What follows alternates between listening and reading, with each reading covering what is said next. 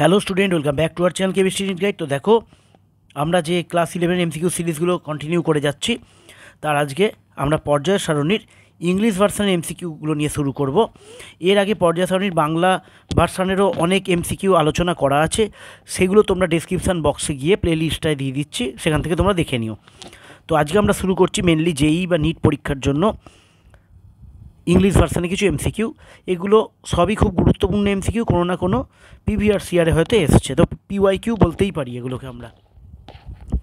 তো দেখো, প্রথম কোশ্চেন বলছে, the element with atomic number 118 is likely to have same outer shell configuration as the element with atomic number. তো যখনই তোমাদের পর্যায় সারণীতে অ্যাটমিক নাম্বার রিলেটেড কোনো কোশ্চেন দেবে, আমি প্রত্যেককে বলবো যে তোমরা যে গ্রুপ 18 আছে, অর্থাৎ শূন্য শ্রেণী যেটা, গ্রুপ 18 যেটা, তাদেরটা আগে রাফে তোমরা একটু লিখে নিলে তোমার উত্তর সিওর শট একদম ঠিক হবে। তো এর হচ্ছে হিলিয়াম 2, নিয়ন 10, আর্গন 18, ক্রিপ্টন 36, জেনন 54, রেডন 86, এরপরেও আছে। তো এখানে আমরা দেখতে পাচ্ছি যে প্রথম দুটোর মধ্যে অন্তর হচ্ছে 8 করে, মানে গ্যাপটা হচ্ছে 8। দেখো, 2-এর সাথে 8 যোগ করলে 10, 10 আর 8 18। তারপরে দুটোর গ্যাপ হবে 18, ঠিক আছে। তারপরেরটার গ্যাপ হচ্ছে 32, এবং তারপরেরটারও গ্যাপ হবে 32, যেটা হচ্ছে ওজি, অর্গানেশন ওজি, এটাও আমাদের রেডিও অ্যাক্টিভ। তো এখানে কিন্তু 32 যদি তুমি গ্যাপ দাও, তাহলে কত হচ্ছে দেখো, 32 দিলে 118, অর্থাৎ এটা 118 কিন্তু গ্রুপ 18-এ আছে। তাছাড়াও তুমি হয়তো ভাববে যে আপনি বুঝলেন কী করে এটা গ্রুপ 18, ওইভাবে আপনি করলেন। তো গ্রুপ 18 না দিলেও দেখবে 17 দেবে বা গ্রুপ 1 দেবে। তুমি সবসময় নিষ্ক্রিয় গ্যাসেরগুলো মুখস্থ রাখবে। নামগুলো তো তোমরা জানোই, প্রথম দুটো ডিফারেন্স 8, তারপরের দুটো ডিফারেন্স 18, তারপরের দুটো ডিফারেন্স 32, অর্থাৎ এখানে সেম গ্রুপের কে আছে 36। এছাড়া অন্য রকম কোশ্চেন দিলেও আমি তোমাদের বারবার বলবো এইটা কিন্তু আগে করে নেবে। গ্রুপ 1-এ দিলে, ধরো গ্রুপ 1 দিয়েছে, তাহলে 10-এর পর কে হবে 11, 18-র পর কে হবে 19, 36-এর পর হবে 37, 54-র পর হবে 55, তারপরে হয় তোমায় 55 দেবে। ধরো 56 বললো, 56 কোন পর্যায় সারণীর কোন গ্রুপে অবস্থিত। তাহলে দেখো, 1 2 3 করতে করতে 17, 18-র পর 18 ধরলাম আমি 54, তাহলে আবার তো একে ফিরে যাবে, তাহলে 55 হবে 1, 56 হবে 2, তুমি করতে পারবে। তো তাই বলছি, নিষ্ক্রিয় গ্যাসগুলো কিন্তু তুমি চেষ্টা করবে মুখস্থ রাখার। তাহলে প্রথম কোশ্চেনের উত্তর আমাদের হলো 36, দেখিয়ে দিলাম। তো নেক্সট কোশ্চেন কি বলেছে? নেক্সট কোশ্চেন বলছে, অ্যান এলিমেন্ট এক্স, এক্স একটা element which occurs in second period, বলে যেটা দ্বিতীয় পর্যায়ে আছে, has an outer electronic configuration, এটা একটু কারেকশান হবে, এটা হবে S2P1, S2P1, এটা একটু কারেকশান করে নেবে, S2P1। What is the formula and nature of its oxide, তাহলে কী হলো, ইলেকট্রন বিন্যাসটা কী হলো, দ্বিতীয় পর্যায়ে আছে বলেছে, তাহলে 2s2 2p1, আমি বুঝতেই পারছি কোন এলিমেন্ট, বোরন, ঠিক আছে। তো S2P1 আছে, দ্বিতীয় পর্যায়ে বলে দিয়েছে, তাহলে S2P1, তার মানে এর যোজ্যতা আমি বলতে পারি 3, তাহলে এর অক্সাইডের সংকেত হবে, আমরা জানি নিচু ক্লাসে পড়েছি, অক্সিজেনের যোজ্যতা 2, এটা কোনাকুনি যায়, এর তলায় আসবে, আর এক্সের যোজ্যতা 3, এটা যাবে ওর তলায়। আর বোরন, এটা পর্যায় সারণীর একদম ডান দিকে অবস্থিত নয়, পর্যায় সারণীর ডান দিকে যদি অবস্থিত হতো তাহলে সেগুলো নন মেটাল হতো, অর্থাৎ গ্যাসীয়, যেগুলো ডান দিকে 17, 18 এইগুলো, 18 নয় সরি, 16, 17 এগুলো হচ্ছে নন মেটাল, অধাতু। এদের অক্সাইড মোটামুটি কী হয়, তাহলে এই অধাতুর অক্সাইডগুলো আম্লিক হয়, আর আমরা জানি ধাতুর অক্সাইড হচ্ছে ক্ষারীয়। আর কিছু আছে উভধর্মী অক্সাইড, যেগুলো মুখস্থ রাখতে হয়, যেমন উভধর্মী অক্সাইড হচ্ছে অ্যালুমিনিয়ামের অক্সাইড, উভধর্মী অক্সাইড কিছু কিছু মুখস্থ রাখতে হয়। কিন্তু এখানে বোরনের অক্সাইড তোমরা মনে রাখবে, এটা হচ্ছে অ্যাসিডিক অক্সাইড। এর আরেকটা কারণ তুমি ভাবতে পারো, বোরন দেখো গ্রুপের একদম ওপরে অবস্থান করছে, আর উপর থেকে নিচের দিকে যত যায় তত হচ্ছে ধাতব ধর্ম বৃদ্ধি পায়, মেটালিক ক্যারেক্টার ইনক্রিজেস, ধাতব ধর্ম বৃদ্ধি পায়। মানে এটা মোটামুটি, এটা যেহেতু উভধর্মী, তাহলে এর অপরেরটা আমরা এইভাবে মনে রাখতে পারি যে এটা অ্যাসিডিক হবে, কারণ এটা হয়ে গেল অ্যালুমিনিয়াম উভধর্মী। এরপরে যত তুমি নিচের দিকে যাবে আস্তে আস্তে ধাতব ধর্ম বাড়বে, তাহলে উপরেরটা ধরতে পারি অধাতব ধর্ম আছে। বা এমনিতে বোরন জেনারেলি ধাতব অধাতব ধর্ম দুটোই এক্সিবিট করে, কিন্তু বোরনের অক্সাইডটা আম্লিক ইন নেচার। আচ্ছা, নেক্সট কোশ্চেন, আয়োডিনের তিনটে জিনিস দেওয়া আছে, আই মাইনাস, আই প্লাস আর আই। তো আমরা মোটামুটি জানি, এর আগে অনেক পড়ে ফেলেছি, যে যত নেগেটিভ চার্জ থাকবে তার আকার তত বড় হবে। তাহলে এখানে দেখো, আগে নেগেটিভ আছে, তারপর নর্মাল আছে, তারপরে আছে পজিটিভ। নেগেটিভ মানে সেখানে ইলেকট্রন বেশি, প্রোটন কম, ইলেকট্রন বেশি আছে, তাই তার আকারটা জেনারেলি বড় হবে। আচ্ছা, তারপর হচ্ছে which of the following elements has least ionisation enthalpy, কোনটার আয়োনাইজেশন এনথালপি বলেছে সব থেকে কম। আচ্ছা, আর একটা মিসিং আছে এখানে, লাস্টেরটা মিসিং আছে, এটা হচ্ছে লাস্টেরটা সিএস, সিজিয়াম। তো লিথিয়াম আছে, ম্যাগনেসিয়াম আছে, ক্যালসিয়াম আছে, আর আছে সিজিয়াম। তো বলেছে আয়োনাইজেশন এনথালপি সব থেকে কম, একদম কম। আচ্ছা দেখো, আয়োনাইজেশন এনথালপি হচ্ছে বাইরের কক্ষপথ থেকে একটা ইলেকট্রনকে সহজে বের করতে যে এনার্জি লাগে, বাইরের কক্ষপথ থেকে একটা ইলেকট্রনকে বার করতে, ঠিক আছে। এবার সিজিয়াম, এ তো এমনিতেই ভালো ধাতু, এ তো এমনিতেই কী করে, এ এমনিতেই সহজে ইলেকট্রন ত্যাগ করে, নিজের ইচ্ছাতেই ত্যাগ করে, সহজ ইলেকট্রন ত্যাগ করে, কারণ সব থেকে বেস্ট ধাতু, পর্যায় সারণীতে একদম নিচে অবস্থান করছে বাঁ দিকের। তো এ খুব ভালো ধাতু, তাই এ সহজ ইলেকট্রন ত্যাগ করে, তাই এর ক্ষেত্রে আয়োনাইজেশন এনথালপি ইলেকট্রন বার করার জন্য বেশি এনার্জির প্রয়োজন হবে না, এর ক্ষেত্রে সব থেকে কম শক্তি লাগবে আমাদের। নেক্সট কোশ্চেন কী আছে, বলেছে নিচের কোনটার ইলেকট্রন গেন এনথালপি সব থেকে হাইয়েস্ট।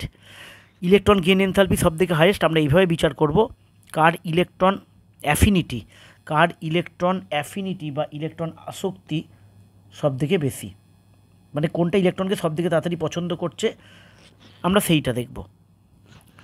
দেখো এখানে এর অষ্টক পূর্তি আছে, এর অষ্টক পূর্তি আছে, এরা ইলেকট্রন নিতে চাইবে না। তোমাদের এই দুটোর মধ্যে কিন্তু একটা বিরাট কনফিউশন হবে, এটা কিন্তু খুব ভালো কোশ্চেন। তো এখানে তোমাদের অনেকের মনে হবে এইটা উত্তর হবে। তো আমরা আলোচনা করি। অক্সিজেন, এর বাইরের কক্ষে ইলেকট্রন 6টা, আর ও মাইনাস, এর বাইরের কক্ষে ইলেকট্রন আছে 7টা।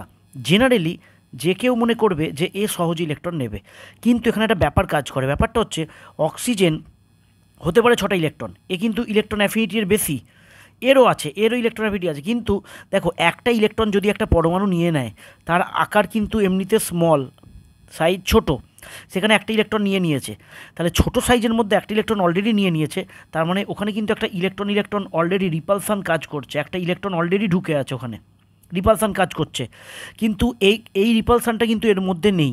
তাই যখনই কোনো নেগেটিভ চার্জ আয়ন দেবে, এটা কিন্তু মাথায় রাখবে, যতই অষ্টকের কাছাকাছি যাক, তার থেকে কিন্তু নর্মাল অ্যাটমটা ইলেকট্রন গেন এনথালপি বা ইলেকট্রন আসক্তি বেশি হবে।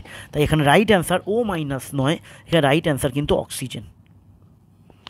Next question, chlorine has higher value of electron gain enthalpy than fluorine. ক্লোরিনের EA of chlorine is higher than EA of fluorine. এটা মূলত হয় কি, এর বাইরের কক্ষপথটা 3p অরবিটাল, এর বাইরের কক্ষপথটা 2p অরবিটাল, 2p অরবিটালের আকারটা স্মল, ছোট, 3p অরবিটালের আকারটা বড়, তাই এখানে সহজে ইলেকট্রন প্রবেশ করে। তাই এখানে সবকটা তোমরা ভালো করে বিচার করার পর দেখবে উইকার ইলেকট্রন রিপালসান ইন ক্লোরিন, অর্থাৎ ক্লোরিনের বাইরের আউটার অরবিটালে ইলেকট্রনের রিপালসানটা কম, কিন্তু এর আকারটা যেহেতু ছোটো, এর রিপালসানটা বেশি, তাই এখানে সহজে ইলেকট্রন প্রবেশ করবে। তারপর হচ্ছে the magnitude of electron gain enthalpy depends on, মানে ইলেকট্রন গেন এনথালপির মান কী কী বিষয়ের উপর নির্ভর করে। দেখো আকারের উপর নির্ভর করে, একটু আগে দেখতেই পেলাম, নিউক্লিয়ার চার্জের উপরও নির্ভর করবে, ইলেকট্রনিক কনফিগারেশনের উপরও নির্ভর করবে, অর্থাৎ এখানে রাইট অ্যান্সার হবে অল অফ দিস। কারণ ইলেকট্রন গেন এনথালপি, একটা অ্যাটম বা আয়ন ইলেকট্রন গ্রহণ করবে কি করবে না, সেটা কিন্তু অনেক কটা ফ্যাক্টরের উপরই ডিপেন্ড করবে। তাহলে এখানে অল অফ দিসটাই আমাদের রাইট অ্যান্সার হবে। তারপর বলছি electronegativity of the following elements increases in the order.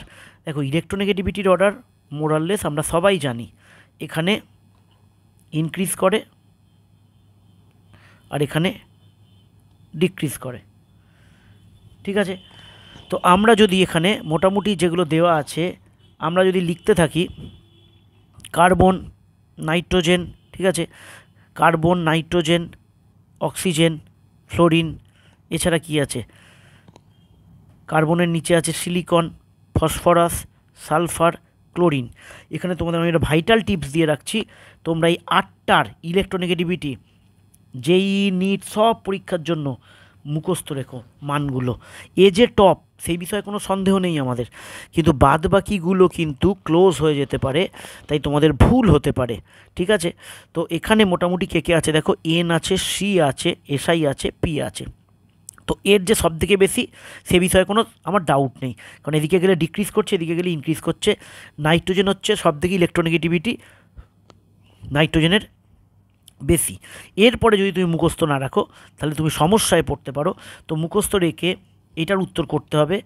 তো মুখস্থ রেখে এটার উত্তর, সঠিক উত্তর হবে অপশান সি। একটু মুখস্থ ছাড়া কিন্তু বিপদে পড়ে যাবে, তাই বলছি বারবার মুখস্থ রেখো। নাইট্রোজেন, তারপর কার্বন, তারপর ফসফরাস, তারপর সিলিকন। মূলত ডাউটটা হবে এই দুটোর মধ্যে। এখানে কিন্তু কার্বনের থেকে অনেকেই ফসফরাসটাকে এগিয়ে রাখতে পারে, তাই মুখস্থ ছাড়া এটা কিন্তু অসুবিধায় পড়ে যাবে তুমি। আচ্ছা, তারপরে যাচ্ছি 9টা। In which of the following arrangements the order is not according to the property indicated. দেখো প্রথমে আছে আয়নিক সাইজ। আয়নিক সাইজ অর্থাৎ আমরা জানি নেগেটিভের আকার বড় হয় আর পজিটিভের দিকে যত যাবে তার আকার ছোট হয়। তাহলে এখানে নেগেটিভের আকার বড়, এখানে অল্প পজিটিভ, এখানে 2টো পজিটিভ, এখানে 3টে পজিটিভ, পজিটিভ বাড়ছে মানে আকার ছোট হচ্ছে, তাহলে এটা ঠিক। আচ্ছা, তারপরে আছে অপশান বি এরটায় রয়েছে আয়োনাইজেশন এনথ্যালপি। তো আমরা লিখি আবার বোরন, বোরনের পর কার্বন, কার্বন নাইট্রোজেন, নাইট্রোজেনের পর অক্সিজেন। তো আয়োনাইজেশন এনথ্যালপি আইপি এইভাবে কিন্তু বৃদ্ধি পায়। তো সেই লজিকে ঠিকই দেওয়া আছে, কিন্তু আমরা ভুলে গেলে চলবে না এদের মধ্যে কিন্তু আইপির ব্যতিক্রম আছে। নিশ্চয়ই তোমরা এতক্ষণ জেনে গেছো, ওগুলো ডিটেলস ক্লাসে আলোচনা করা আছে। তাহলে এদের মধ্যে ব্যতিক্রম আছে, তাই এই অর্ডারটা এখানে কারেকশান হতো। তার মানে এইটা এখানে is not according to the property. তাহলে এখানে আমার উত্তর হবে অপশান বি এরটা। বাদবাকি দুটো তুমি চেক করে নেবে, দেখবে নিশ্চয়ই ঠিক আছে। আচ্ছা, তারপরে 10এর এমসিকিউতে বলছে element with atomic number 56 belongs to which block. দেখো একটু আগেই তোমাদের বলেছি, 1 নম্বর কোশ্চেনেই বলেছি হিলিয়াম 2, নিয়ন 10, আর্গন 18, ক্রিপ্টন 36, জেনন 54, আর আমার লাগবে না, 56 আছে এখানে। ঠিক আছে, তাহলে এটা হচ্ছে 18 নম্বর শ্রেণী। কীভাবে কাউন্ট হয় বোঝো ব্যাপারটা ভালো করে। 16, 17 এইভাবে কাউন্ট হয়ে আবারও 1-এ যাবে। মানে এখানে ধরো 1, আমি এটাতেই বলছি, ধরো এর আগে 53টা আছে 17 নম্বর শ্রেণীতে, তার আগে 52টা আছে 16 নম্বর শ্রেণীতে। তাহলে 16, 17, 18 এরপর আবারও ফিরে যাবে কোথায়, 1-এ। তাহলে 1-এ কে থাকবে, 1-এ থাকবে 55, 2-এ কে থাকবে 56।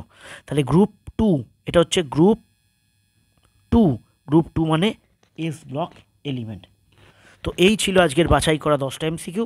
পরের ভিডিওতে আবার তোমরা ইংলিশ ভার্সানে পিরিয়ডিক টেবিলের 10টা এমসিকিউ পেয়ে যাবে। দেখা হবে পরের ভিডিওতে।